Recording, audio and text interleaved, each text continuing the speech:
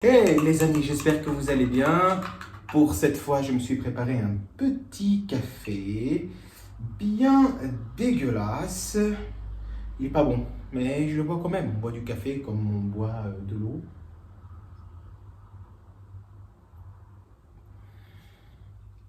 Alors, ok. En fait, j'aime pas le café, mais je bois du café.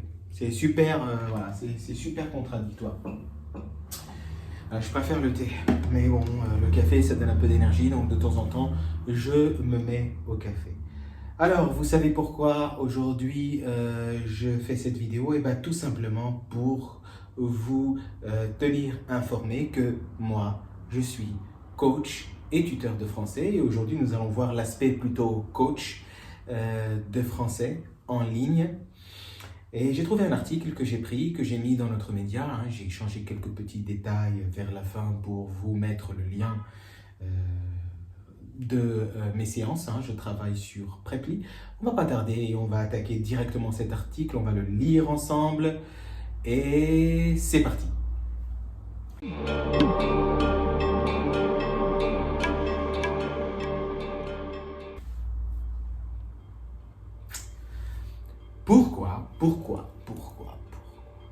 Pourquoi le coaching linguistique surpasse l'enseignement traditionnel? Voilà le titre de l'article. Apprendre à parler commence par apprendre à lâcher prise.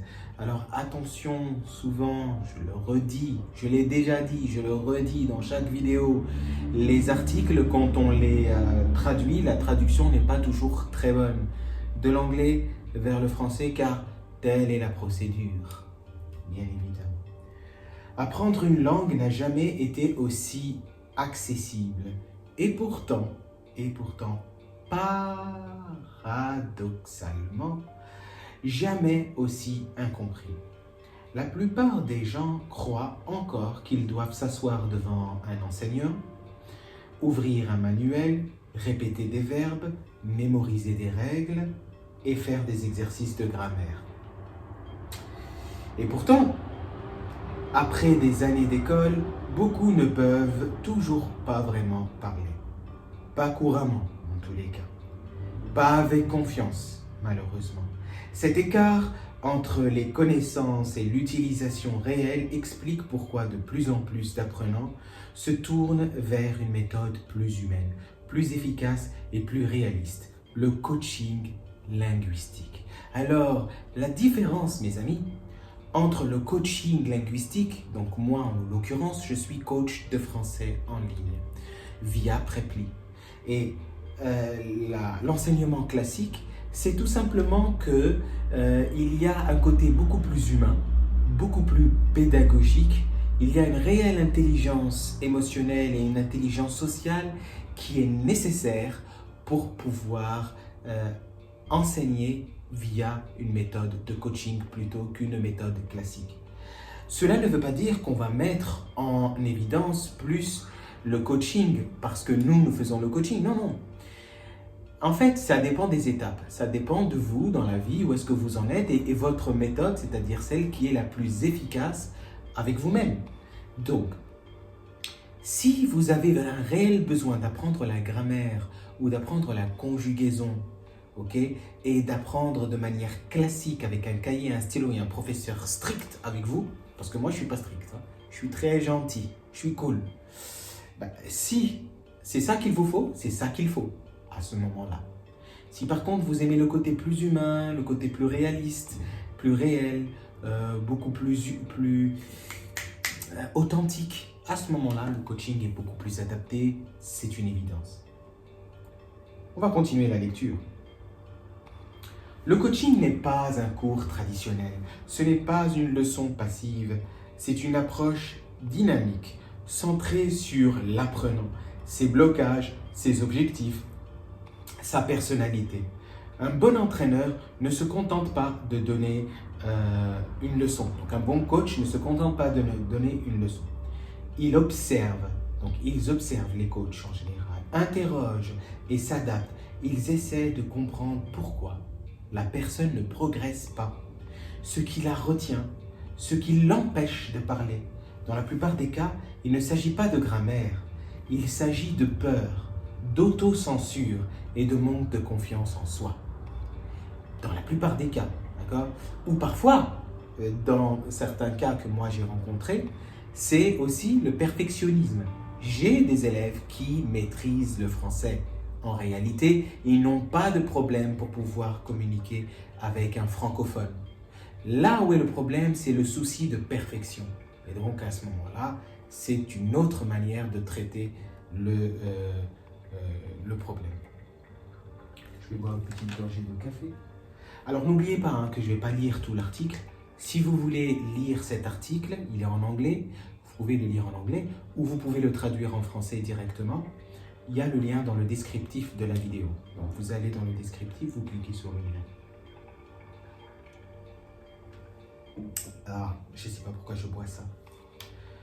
Alors, une autre force du coaching est l'adaptabilité. Alors qu'un enseignant suit souvent un programme fixe, le coach adapte chaque session aux besoins uniques de l'apprenant. Chaque apprenant est différent. Certains sont visuels, d'autres auditifs. Certains ont besoin d'outils, d'autres ont besoin d'histoire. Certains ont des objectifs très spécifiques, comme se préparer à un entretien d'embauche, déménager à l'étranger ou simplement parler sans embarras. Le coaching est toujours fait sur mesure. Alors c'est pour ça que j'ai pris comme base les vidéos YouTube. Je trouve que c'est très moderne, très technologique, peut-être un peu trop geek, mais je trouve que c'est vraiment une bonne base pour commencer. Et ensuite, on a les articles en second, et ensuite, on a la conversation et la pratique en troisième, ensemble, directement. Donc, lorsque vous aurez réservé un cours ou pour les élèves que j'ai déjà. Alors, ce n'est pas seulement une question de technique, il s'agit aussi d'état d'esprit. Un entraîneur, donc un coach, n'est pas une autorité lointaine. Ils sont un partenaire. Ils ne notent pas, ne corrigent pas et ne punissent pas. Moi, je corrige quand même un peu. Ils révèlent ce qui est déjà à l'intérieur de l'apprenant. Ils agissent comme un miroir et parfois, ce changement change tout. Parce que tout à coup, vous osez essayer. Vous vous surprenez en parlant pendant 10 minutes d'affilée.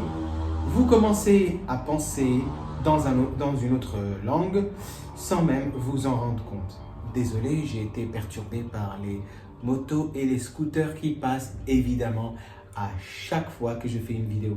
Je pense que très bientôt, je vais changer d'endroit, d'espace. Je vais aller dans une autre pièce, plus insonorisée, on va dire, parce que là, ça me dérange beaucoup, les scooters qui se donnent rendez-vous pendant que je fais mes vidéos YouTube.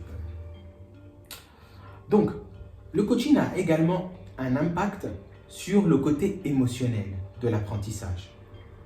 Alors, beaucoup de gens ont des expériences négatives de l'école, un professeur insultant, une mauvaise note, des années de mauvais dans les langues, donc des années en étant mauvais dans des langues, ou en tout cas on nous a jugés comme étant mauvais dans les langues.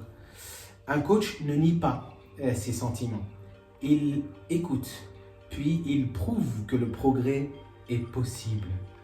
Il reconstruit une relation saine et positive avec l'apprentissage. Il n'est jamais trop tard pour s'améliorer et l'amélioration peut venir rapidement lorsqu'elle est bien guidée. Moi, je vais m'arrêter là pour aujourd'hui. De toute façon, l'article est encore plus ou moins long. Je vous invite à aller le lire. J'aimerais que vous me dites en commentaire ce que vous pensez de la différence entre un coach et un professeur. Si vous préférez plutôt coach ou professeur, donc team coach ou team professeur. Je vous invite à découvrir Preply. Alors, moi, j'ai choisi le coaching en ligne sur Preply et je suis réellement satisfait. J'ai des très bons élèves avec qui je m'entends vraiment très bien. Donc, que vous soyez élève, je vous conseille Preply. Allez-y sur cette application ou ce site, si vous préférez. Pour les enseignants qui veulent devenir digital nomades et avoir plus de liberté dans la vie et continuer leur activité en tant que professeur, coach ou même tuteur, à ce moment-là, je les invite aussi à aller découvrir Preply. Vous avez le lien en descriptif, n'hésitez pas et je ferai d'autres vidéos sur le même sujet. Moi, je vous souhaite une agréable journée et quelle que soit la décision que vous prenez, c'est la vôtre. À plus les amis. Ciao.